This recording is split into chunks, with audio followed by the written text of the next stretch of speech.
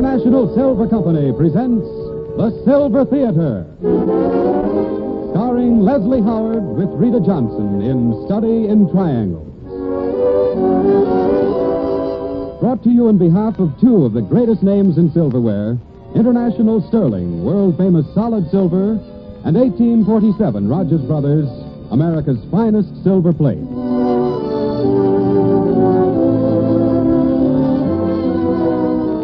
Good afternoon, ladies and gentlemen. This is Conrad Nagel welcoming you to the 15th of the new series of Silver Theater Dramatic Productions.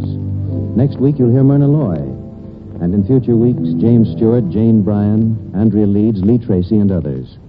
Today, we're proud to present Mr. Leslie Howard with Rita Johnson in A Study in Triangles, an original dramatic fantasy by True Boardman. This is one of those stories you can believe or not, just as you wish. Maybe it never happened. But on the other hand, neither you nor I can ever be completely sure. And now the lights are being dimmed and the silver curtain is rising on the first act of Study in Triangles. It seems there was a certain author who was married to a most charming and understanding girl who was also an author. We first meet Steve and Marge Turner, that's the said author and his said wife, as they're entertaining friends at dinner one evening in, well, June is as good a month as any. We're so glad you could come to dinner. I'm not. I wanted to work. Steve. Well, why should I lie about it? What are friends for if you can't tell them the truth? What are you working on now that's so all-engrossing, Steve? Oh, if I told you, you'd laugh. You'd probably say I was crazy. You can wait and read this one when it's finished. I wouldn't laugh, Steve. No, you wouldn't, Marge. But that's because you're a kindred soul or something. Being writers, you and I live in a different world from Ray and Ella. Things that seem real to us only seem fantastic to them. Bar and a couple of humbugs. For instance, suppose I told you that I was writing a novel about my ideal woman. You mean Marge? Marge? Good Lord, no, Ella. I said my ideal woman. A wife is only an ideal till you married her. Oh, Steve, that sounds just like Oscar Wilde. Oh, go on about your dream woman, Steve. Who's she like? She's like no one. She's different from anyone who ever existed. She has every element a man could ask in a woman, and in the exact proportions. Beauty, intelligence, mystery, whimsy, everything. She's the most genuine person I've ever put into a book, the most believable, and yet the most perfect. Well, I think you'd be jealous of her, Marge. How do you know I'm not? But, of course, it isn't the first of Steve's heroines that I've had to compete with. Well, none of the others ever came up to Sybil. well, so her name is Sybil. What is she, a misunderstood shop girl? She is not. She's a girl of noble birth back in medieval days. Her lover is a knight. What's your name? My name? Oh, don't make me laugh. You're always the hero in your own novels. The knight in this case is Sir Robert. But there's a reason why he can't marry the Lady Sybil. I know. He's made a vow to go on a quest. No, he's married. And who am I, Steve? Lady Elaine. No, I should say that the knight's wife is the Lady Elaine. She's been a good wife to him, too, and faithful, but... How sweet of you. Well, tell us more about this Lady Sybil, Steve. Sure, unveil the Lady of Mystery. I will not, and I'll tell you why. Because to you, she's a gag, something to joke about. Just another of the mad-brained children of the mad Steve Turner. That's what you think, isn't it? Oh, no. Oh, you needn't lie, I know. Well, she's not a joke to me. She's real. The only real character I ever wrote. She's... Oh, don't let's talk about it anymore. Steve. Oh, look here, old man. I had no idea you were so in earnest about the whole Well, thing. we'd better think about starting. Starting where? For the theater, Steve. Have you forgotten we were all going The to... theater. Now, you don't expect me to go to the theater tonight. How would Lady Sybil get along without him? Now, look here, all of you. I'm in dead earnest about being wrapped up in this story, and nothing else is quite so important. And I will not waste my time going to see some play. Good night. Steve. Well, I must say... I'm sorry. Lady Sybil must be calling very insistently. Yes, he's certainly serious about this ideal woman business, isn't he? I don't know, Ray. I don't know how serious he is. I wish I did. Poor Marge. Poor nothing. I wouldn't trade him for any man on earth. Now, come on. Let's be started.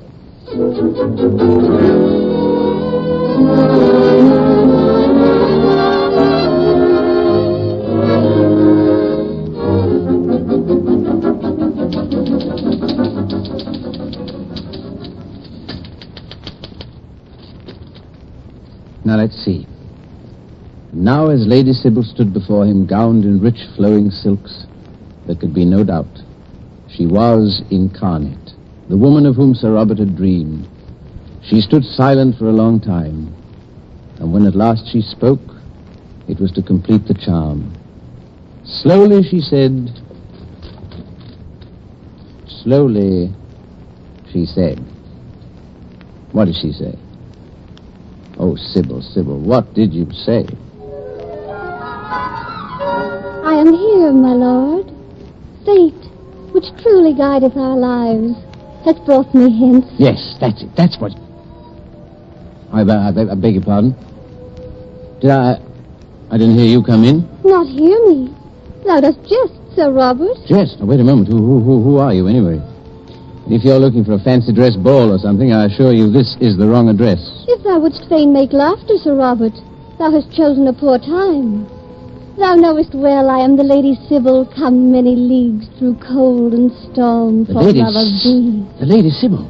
You don't mean it? Who else? Good Lord, I'm dreaming. I've fallen asleep over my typewriter. That must be it. Steve, wake up, wake up! Ouch. What is this strange ritual, beloved? Why smitest thou the table thus? Is it some charm? You mean I'm really awake? Faith, thou dost speak in riddles, Sir Robert. But isn't there anything strange about me? In truth, thy dress is different. Where is thy vest of chain mail? Oh, I should have that on, should I? And that machine before thee, is it some instrument of torture? Robert, thou hast not sold thyself to... To the devil? No, only to a publisher. It's the same thing, you know. You don't find that funny, do you?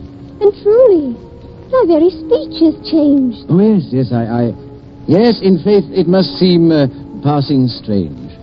Yea, verily. Ah, that is more the man I long have loved. Tell me, fair damsel, thou knowest full well that I am in sooth already possessed of a wife. The Lady Elaine? Of course. But thou shalt give her up. Oh. Oh, Robert, think not that I come willingly betwixt thee two, but only once in each 300 years do a man and woman meet who are to each other the perfect ideal. In such a case, how can anyone stand betwixt us? Oh, no, I don't suppose they can. Oh, by heavens, you are lovely. And to think that I made you. I mean, that is my creation. What sayest thou? Well, I was just thinking aloud of the miracle of you. You are a miracle, you know. Never in all of history, let alone 300 years, has there been anything like you, like thee. Oh, Robert, then thou hast made thy decision betwixt thy wife and me? Oh, I must make a decision, must I? Forsooth, at once. Yes, well, look here, now, there's just one thing.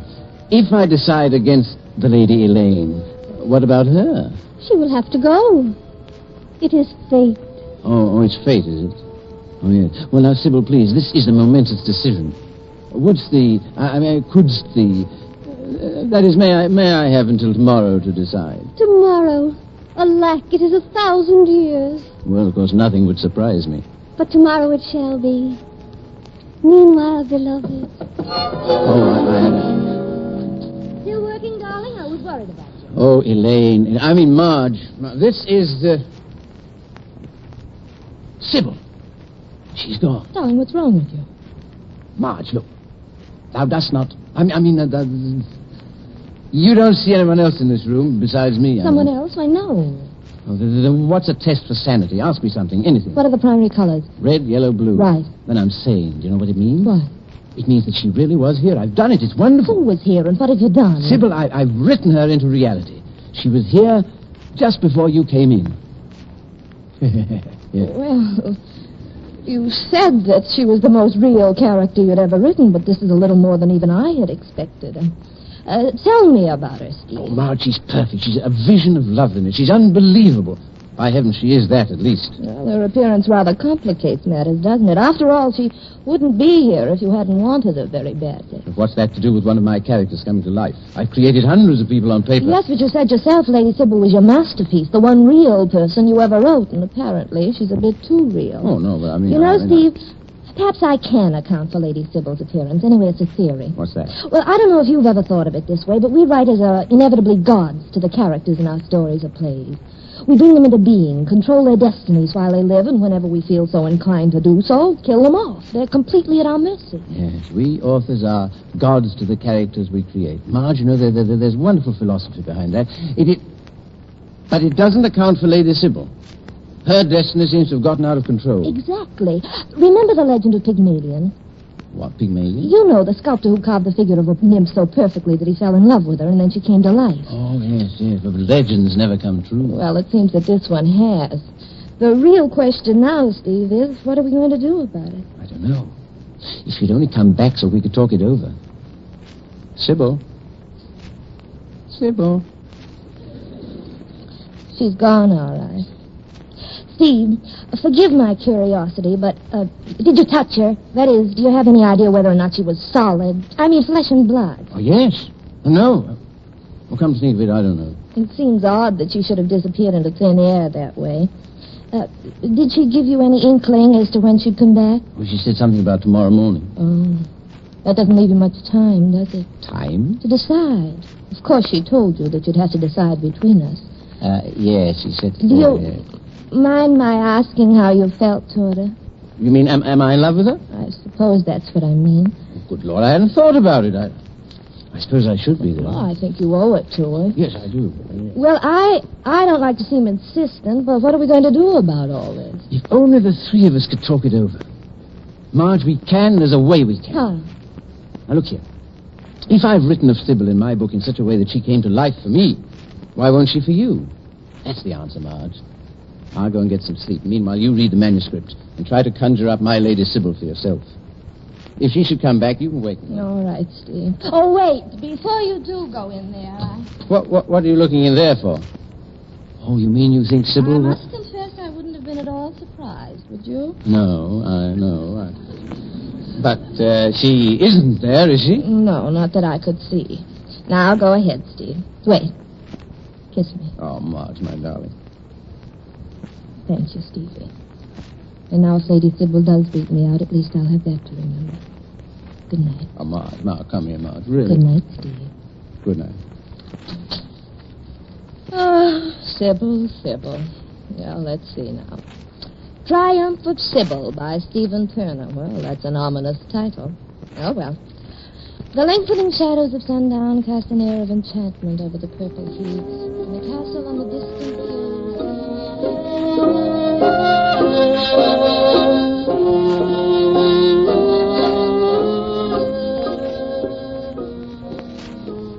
She was a woman of colors. But now, as Lady Sybil stood before him, gowned in rich flowing silks, there could be no doubt. She was incarnate, the woman of whom he had dreamed. She stood silent for a long time, and when at last she spoke, it was to complete the charm. Slowly she said, "Well, what did she say?" Thou wert expecting me, Lady Elaine. What? Oh, then it did work. You're Sybil. In truth, I am the Lady Sybil. Of course. Forgive me. And you're all he said you were. Then Sir Robert has spoken of me? Sir Robert? Oh, yes, I must confess I know all about you. Well, that is nearly all. Robert has told thee that I am his ideal of womanhood. He intimated something of the sort, yes. Then, of course, thou wilt stand aside. That depends, Lady Sybil, that depends. Just a moment. Whither goest thou? Whither goest I? Why, to complete this rather surprising triangle. This, it would seem, is a matter for all three of us to settle.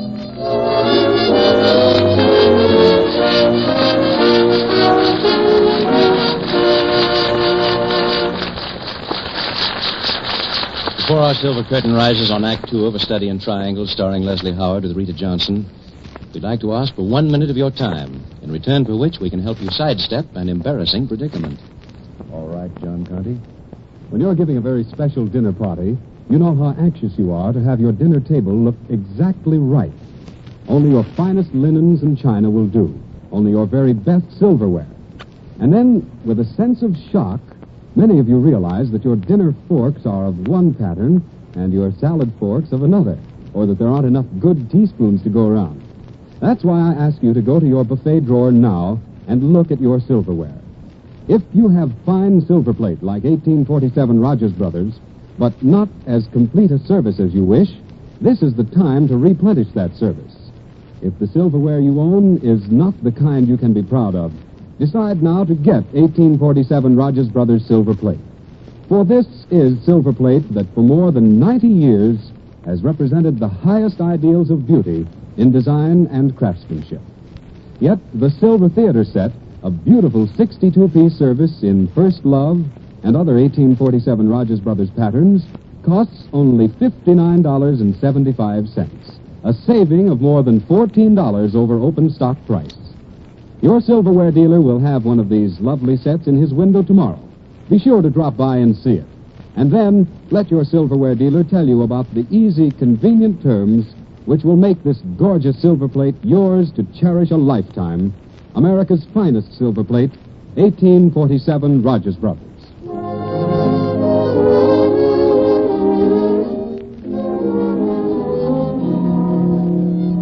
Once again, the lights are being dimmed and the silver curtain is rising on the concluding act of Study in Triangles, starring Leslie Howard as Steve Turner, with Rita Johnson as Marge Turner. Lady Sybil, Steve's ideal woman out of the dim yesterdays. And the heroine of his new unfinished novel has reappeared, this time to Steve's wife, Marge. And at the moment, Marge is waking Steve from a surprisingly sound sleep. Steve, darling. Oh. Steve, wake up. It's Sybil. She's here.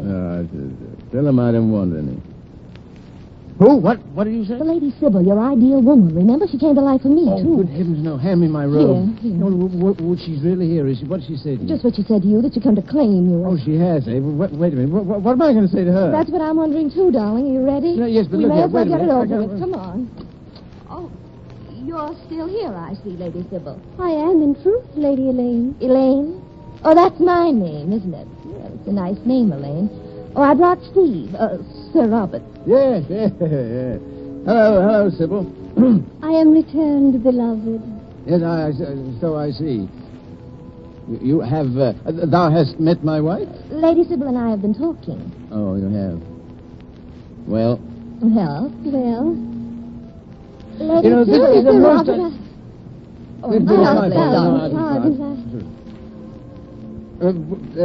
What were you saying, Sybil? Surely, Sir Robert, there is no need to delay this interview. She's quite right, my dear. It's up to you to make it as brief as possible. You know you're really the sort of chairman. Yes, I suppose I am, yes. But you'll admit that this conference of ours is somewhat without precedent. Well, suppose I help you out a bit. Lady Sybil, you expect me to leave Steve, Sir Robert. In other words, to abdicate in your favor. Understand, my dear Lady Elaine, 'tis not of my choosing. Fate. I know, fate, the inveterate trickster.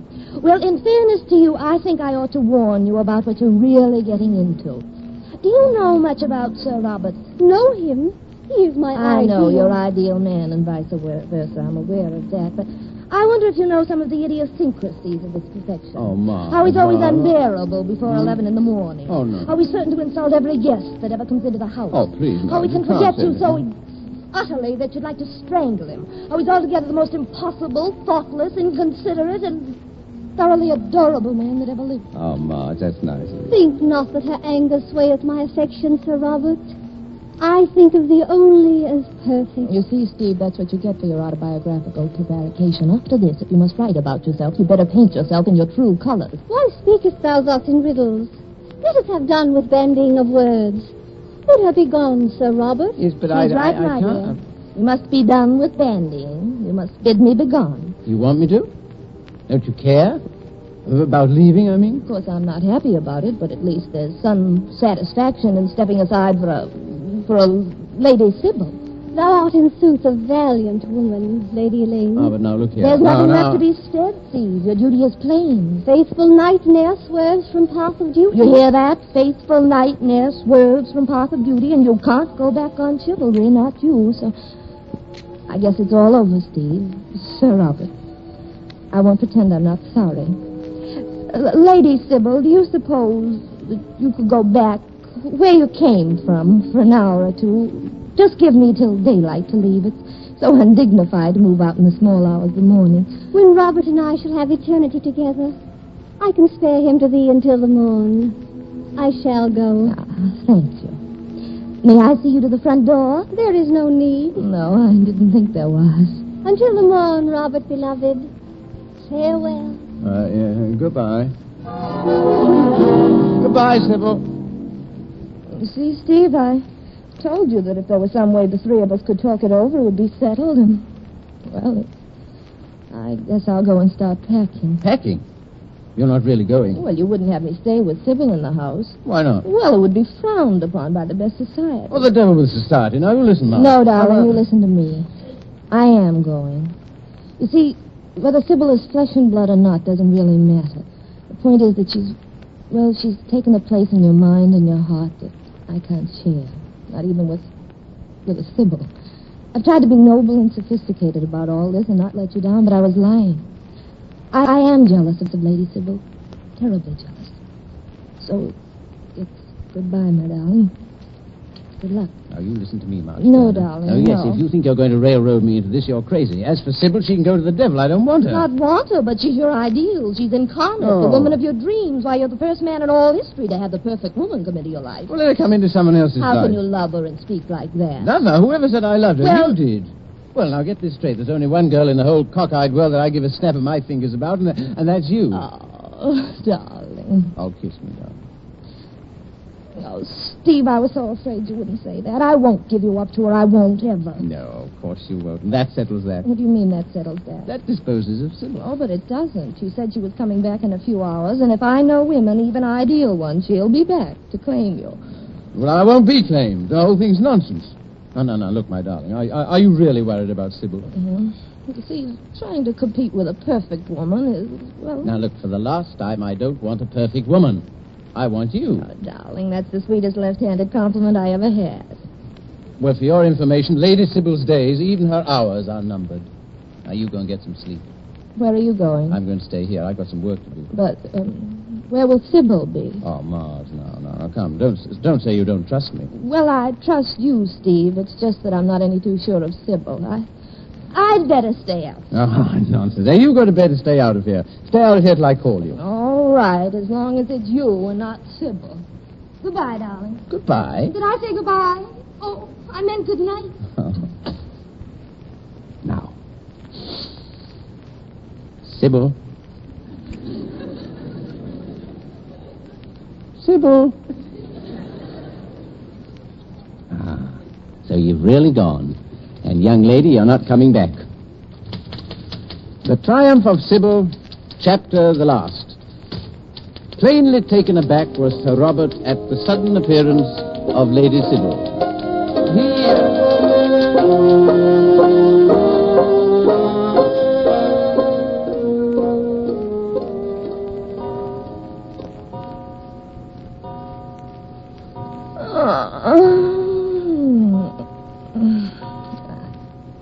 Steve. Steve! Steve!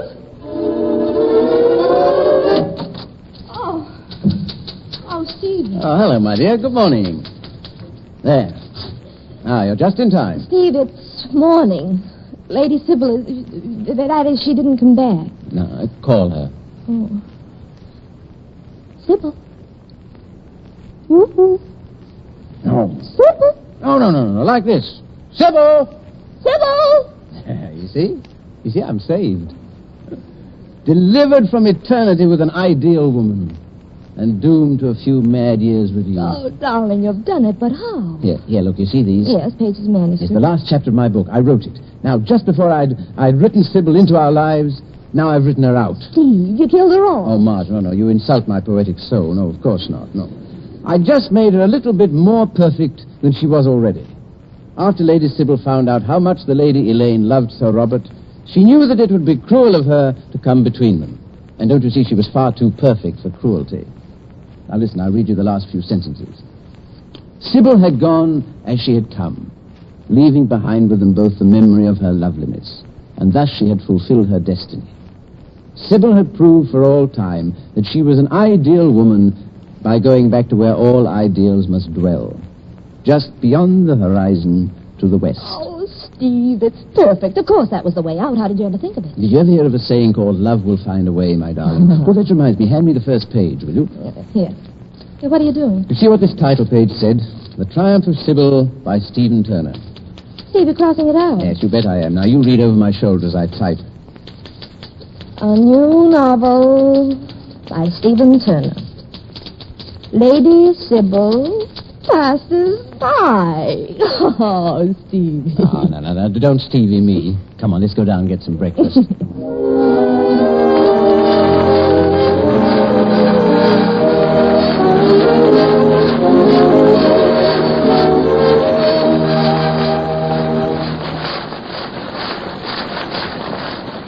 Before Leslie Howard and Rita Johnson come back to meet you in person, may we have a very special word with the women in our audience.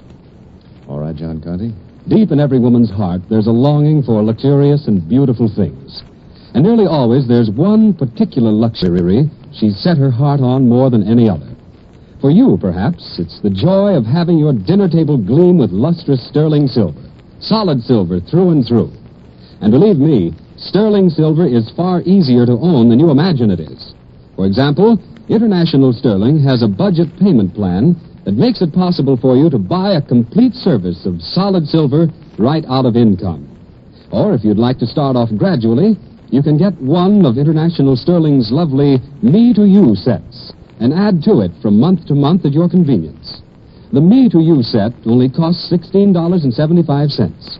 It's a place setting for one person. 6 exquisite pieces of solid silver, and it's created not only in Enchantress, but in other stunning International Sterling patterns also. Your silverware dealer will have a Me to You set ready to show you tomorrow. So be sure to visit him. Then you can see the rich, lustrous beauty of this sterling with your own eyes. You can get all the details firsthand and learn for yourself how very easily indeed you can own solid silver that will go proudly with you all your days. International Sterling Silver.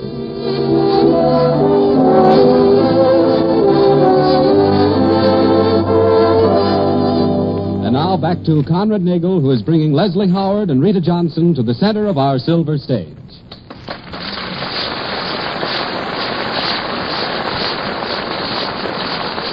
Well, first of all, I'd like to thank Leslie Howard and Rita Johnson for a couple of swell performances. Thank you, Conrad. Then we'll take care of several points of information. Number 1, Leslie Howard can now be seen in Bernard Shaw's British-made Pygmalion.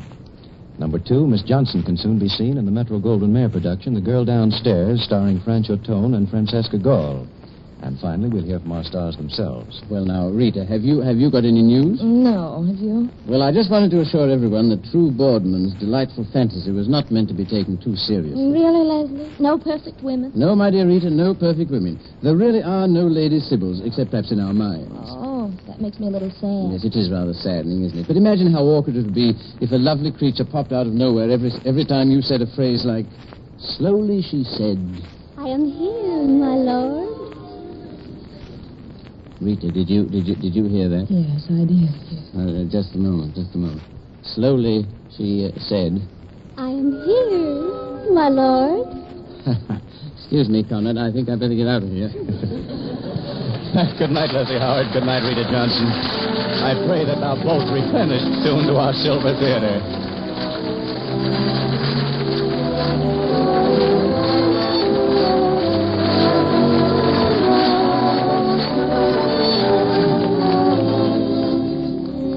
Next week, Silver Theater will star Myrna Loy in an original story, Debutante.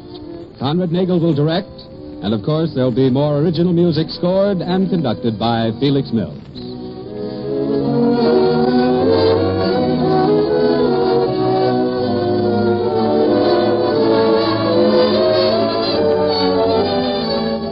In the meantime, if you want solid silver, you want International Sterling. If you want silver plate, you want 1847 Rogers Brothers, both proudly created by International Silver Company.